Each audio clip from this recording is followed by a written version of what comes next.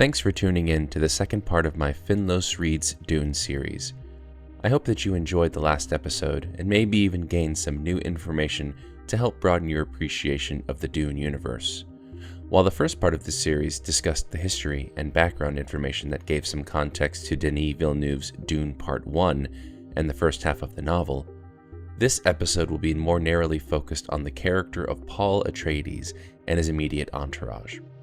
While I will still try to refrain from revealing too many key plot details for those who may not have seen the film or read the book, there will be some general discussion of the things that make Paul such an interesting character, and to do so will require that I do open up the conversation a little. I will do my best to limit this, however. But before I get into that discussion, I would like to take a few moments to recognize a few of my early listeners and their contributions. Alice, in England, has been enthusiastic from go and became my first paying subscriber. I don't have any thank you merch to send yet, but when I get there, you will be the first listener to have a voucher for my store. Also, Alice sent in a request for me to talk about some things from the film, so I will do so toward the end of the episode. Next, another good friend, Hanoch from Homestead, Florida, offered some suggestions for pronunciations. He says he had always read the name as Harkonnen, in contrast to how I said Harkonnen. I wonder if these variations have something to do with where a person first heard the name, film, audiobook, etc. The 1984 film used the long O, Harkonnen, where the sci-fi miniseries used the short O, Harkonnen. There are various pronunciations in the different audiobook editions as well. Hanoch did, however, offer some clarity on proper pronunciation of the Hebrew phrase Kwisatz Haderach. Have a listen. Haderech is the last part. Well, that's how you would say it in Hebrew.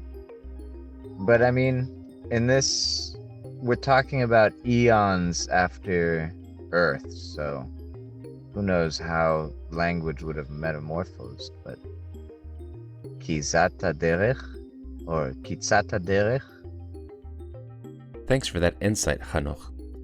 And while you are right that language is constantly evolving, and who knows how much would have changed after thousands of years of cultural and linguistic drift, it is still really cool to hear something closer to the true language that inspired Herbert, especially with this important term, Kwisatz Haderach. I will hear that each time I read the book from now on, and do my best to say it properly. The Finlos podcasts are still growing, but I am always open to listening to your feedback. If there is something I get wrong, or that you would like to know more about, please let me know by commenting on my social media posts or on Anchor. Before we can consider the significance of Paul Atreides and the place he holds in the metamythology of Dune, we have to revisit what it was the Bene Gesserit intended him to be. Again, it is fun to consider the term Kwisatz Haderach and its Hebrew origins as meaning the leap of the way, whereby an initiate through focus and training can travel a space seemingly instantaneously, and for the onlooker appear to be two places at once. As such, a more generic meaning comes to be known in the amalgam languages of Dune as to be many places at once. A Bene Gesserit Reverend Mother, a full adept of their training, has limited prescient ability, occasionally allowing her to see brief glimpses of the future. But she does have full access to her genetic memory, the experiences of her biological predecessors.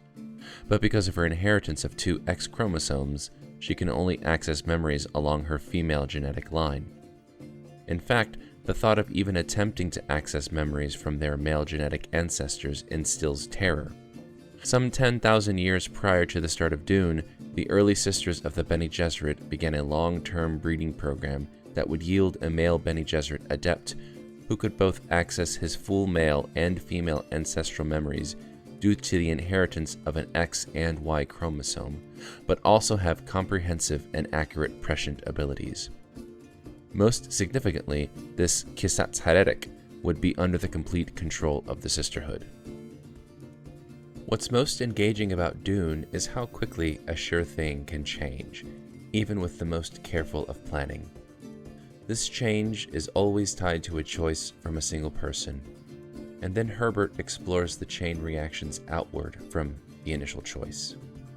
We know that Jessica chose to give birth to a son to please her partner, Duke Leto, rather than follow the instructions of the sisterhood. Their plan was not only about genetics, but politics as well. The female Atreides offspring of Jessica and Duke Leto was intended to be wed to a Harkonnen heir, and both end the disruptive feud between the two houses, but also fuse the popularity of the Atreides with the wealth and influence of the Harkonnens, and the offspring of that pairing could have viably challenged the Emperor for control of the Lion Throne of the Imperium. He would have been a Kwisatz Haderach Emperor with loyalty to the interests of the Bene Gesserit. This is why Reverend Mother Gaius Helen Mohiam and other representatives of the Bene Gesserit say that their Kwisatz Haderach arrived a generation too soon.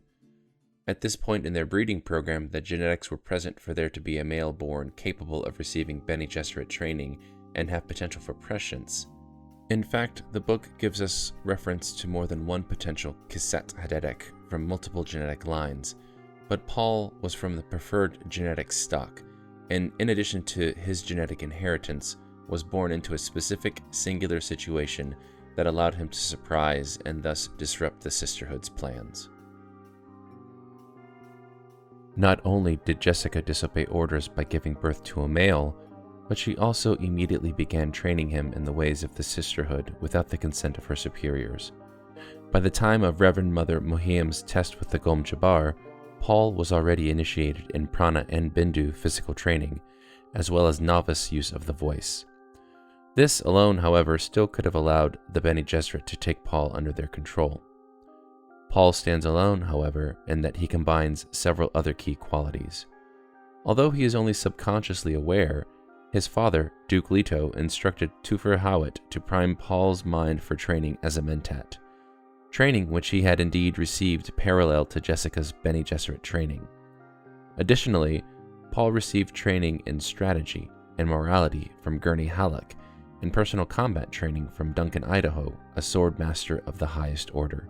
Dr. Wellington Yue arranged for Paul's academic and philosophical education, and the Duke himself imparted lessons on leadership and the earning and keeping of loyalty.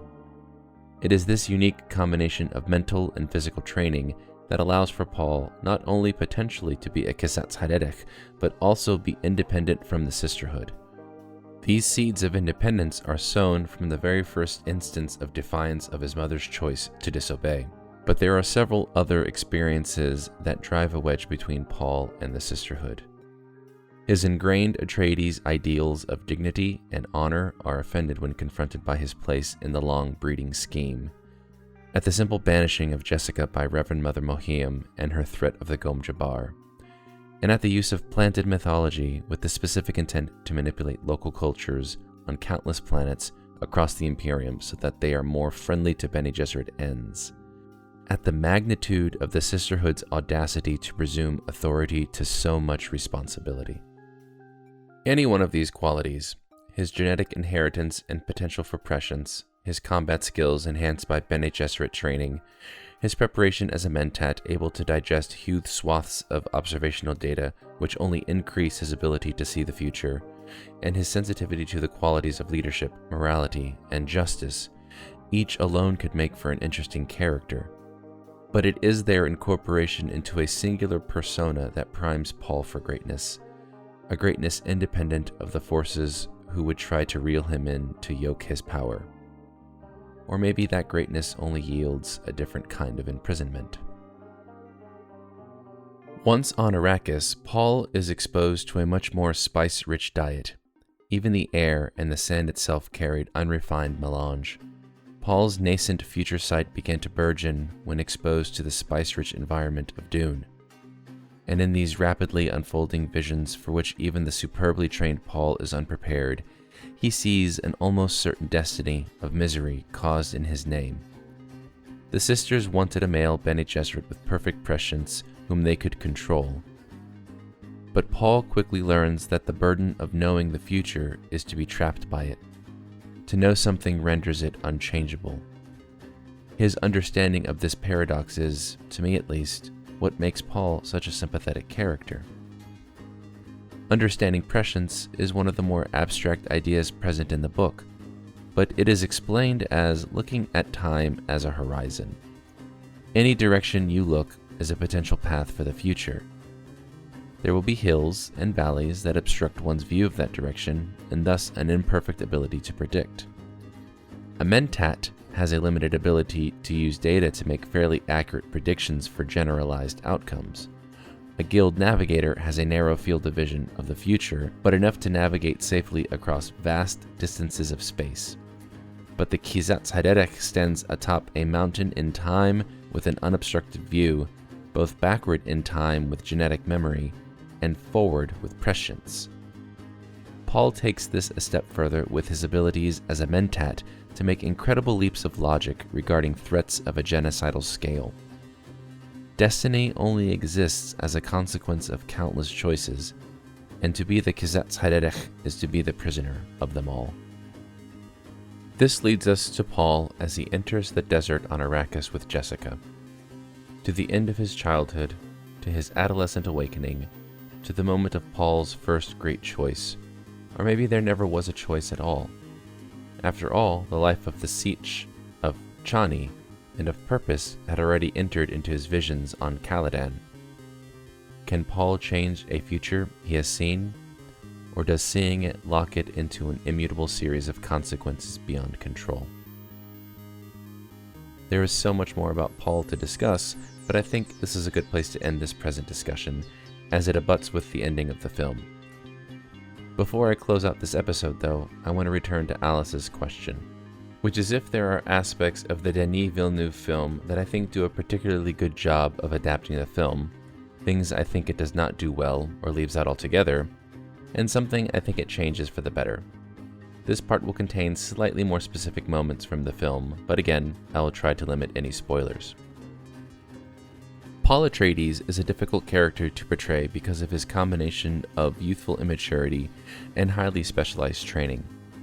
An essential quality to the character, as written in the books, is his increasing anxiety at knowing his part in an impending bloody conflict that could potentially engulf all of humanity. It is a particularly daunting type of existential dread, one that is certainly a challenge to portray with depth within the limitations of a film. I think Villeneuve and actor Timothée Chalamet do a fairly decent job of capturing this as a moment of crisis, where Paul sees a vision of himself as figurehead of a war across the planets of the Empire, but in the immediate and quite intimate moment of the film, relates for the character physically as a panic attack. This is the most vulnerable moment for Paul in the film, and by far my favorite. Other highs for me were how the director blocked the scene for the test with the Gom Jabbar, so that we heard Jessica saying the litany against fear, but understood that Paul was thinking it simultaneously as she would have trained him, so that he could maintain his composure. It was a seamless and efficient way to establish a bond between them. I also found Duke Leto's death scene to be understated and very effective. Also, the ornithopters are very cool. One final thing I really liked is the moment when Leto questions Thufir about the expenses of transporting the Emperor's entourage to Caladan. It's a small but important detail that highlights the economic aspects of the conflicts. I missed having more of all of Paul's teachers. There's a lot of character development that happens through those interactions that I feel are lost, but I understand the need to keep the film moving. I found the battle in Arrakeen to be a little ho-hum. The effects were very nice, but it all felt a little small scale.